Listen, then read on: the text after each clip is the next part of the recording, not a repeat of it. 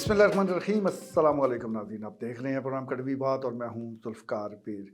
नाज़रीन, इंतखाबात के बाद वैसे अमूमी तौर पर मुल्कों में सियासी इस्तेहकाम आता है, लोग फिर रोज़मर्रा के काम में मसरूफ़ हो जाते हैं और हुकूमत साजी का अमल शुरू हो जाता है। लेकिन 8 फरवरी के इंतखाबात के बाद जो सियासी बेचैनी है, कशीदगी है, वो कम होने का नाम नहीं ले रही। एक तरफ पाकिस्तान तहरीक इंसाफ है कि जो मुसलसल ये इल्ज़ाम आयद कर रही हैं कि उनके मैंडेट को चुराया गया है और उनके जीते हुए उम्मीदवारों को हरवा दिया गया है, और दूसरी तरफ अब एहतजाज भी वो सामने आ रहा है। ख़ासतौर पर गुज़श्ता रोज़ तलागंग में इस हवाले से एहतजाज सामने आया, अवाम ने आर ओ ऑफिस के सामने धरना दिया। चले पूरा मन एहतजाज रहे तो किसी को क्या एतराज़ हो सकता है, लेकिन ये जो एहतजाज है फिर तशद्दुद में तब्दील हुआ। इस दौरान एक पुलिस एहलकार वो ज़ख्मी भी हुआ और अवाम पर भी शेलिंग की गई, लाठी चार्ज किया गया, और उसके बाद होना वही था जो हो गया, यानी पर्चे का इंदराज हो चुका है। संगीन दफात के तहत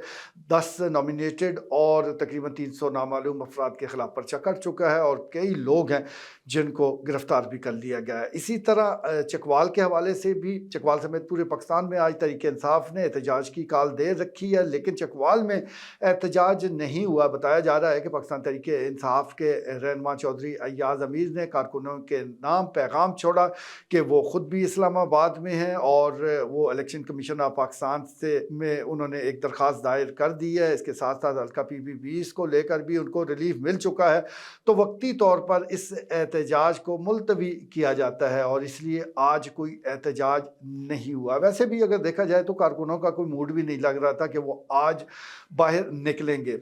अब मामलात एक तो इलेक्शन कमीशन ऑफ पाकिस्तान के पास हैं, क्योंकि यहाँ पर हल्का NA 58 और PP-20 और 21 के जो उम्मीदवारान हैं उन्होंने दरख्वास्तें दायर की गई हैं और दरख्वास्तें दायर कर दी हैं। इसी तरह हल्का NA 59 और PP-22 और PP-23 के जो उम्मीदवारान हैं पाकिस्तान तहरीक इंसाफ के हारे हुए, वो भी कानूनी चाराजोई कर रहे हैं। तो अच्छी बात है, कानूनी चाराजोई ज़रूर करनी चाहिए, ये हक भी है, लेकिन इस दौरान जो एहतजाज है वो कानून के दायरे के अंदर रहे तो बेहतर है। बहरहाल एक खबर आज ये भी आई कि पाकिस्तान तहरीक इंसाफ के रहनुमा हैं जो मोहम्मद नज़ीर आरती, जिनका ताल्लुक तत्राल से है, वहाँ पर दिन दिहाड़े उनके घर पर पुलिस ने कार्रवाई की है और बताया जाता है कि पुलिस उनको गिरफ़्तार करना चाह रही थी, लेकिन वो घर पर मौजूद नहीं थे, जिसकी वजह से उनकी गिरफ़्तारी मुमकिन नहीं हो पाई। इस दौरान जो तत्राल की आवाम है वो भी बाहर निकल आए, उन्होंने भी इस कार्रवाई पर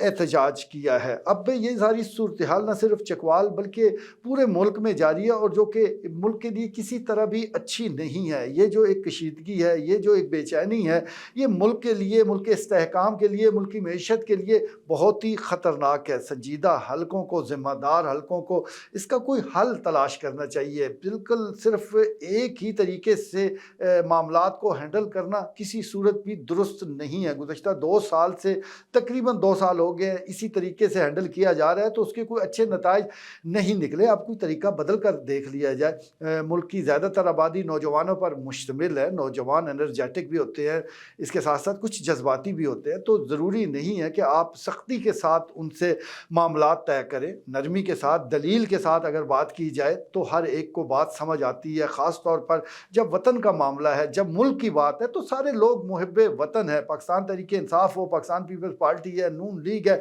दीगर जितनी भी सियासी जमातें हैं, ये मुहिब्बे वतन लोग हैं, ये मुल्क की बेहतरी चाहते हैं। तो मुल्क की बेहतरी चाहने वाला कोई शख्स भी ये नहीं चाहेगा कि मुल्क में बेचैनी हो, मुल्क में कशीदगी हो या कोई ऐसी सूरत हाल हो जिससे सूरत हाल ख़राबी की तरफ जाए।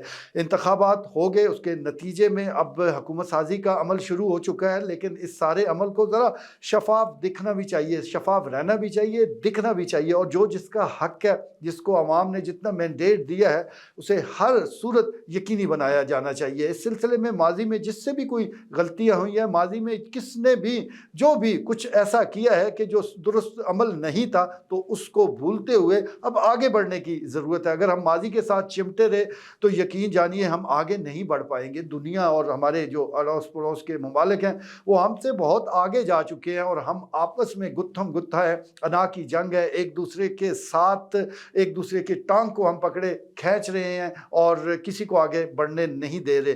ये बहुत ही افسوسناک بات ہے۔ اب فیصلہ کن لمحات آ پہنچے ہیں۔ اب یہ نہیں ہو سکتا کہ ملک کو اسی طرح بے چینی میں چھوڑ دیا جائے، تو اس سلسلے میں تمام جو لوگ ہیں انہیں اپنا کردار ادا کرنا ہوگا، چاہے اسٹیبلشمنٹ ہے، چاہے سیاسی جماعت کے لیڈران ہیں، وہ ذاتی مفادات سے ذرا اوپر نکل کر وہ سوچیں، ملک کے لیے سوچیں، عام لوگوں کے لیے سوچیں، عوام کے لیے سوچیں، کیونکہ ان کے لیے سوچنا انتہائی ضروری ہے۔ جتنے بھی ایلیٹ کلاس ہیں انہیں کوئی زیادہ اس حوالے سے فکر اس لیے نہیں ہوتی کہ ان کے پاس اساتذہ جات کی کمی نہیں ہے، ان کے پاس سارے دنیا کی نیشنلٹی موجود ہے، جہاں جانا چاہیں جا سکتے ہیں، لیکن عام لوگ، آپ، میں، ہمارے لیے یہی سائبان ہے، یہی ملک ہے، یہی پناہ گاہ ہے، یہی ہم نے رہنا ہے، یہی ہماری نسلوں نے پروان چڑھنا ہے، تو ہمیں ملک کی زیادہ فکر ہوتی ہے۔ لیکن ہم یہی درخواست کریں گے ان لوگوں سے کہ جن کو اس ملک نے بہت کچھ دے رکھا ہے، دے رہا ہے، اقتدار کے مزے وہ لیتے ہیں،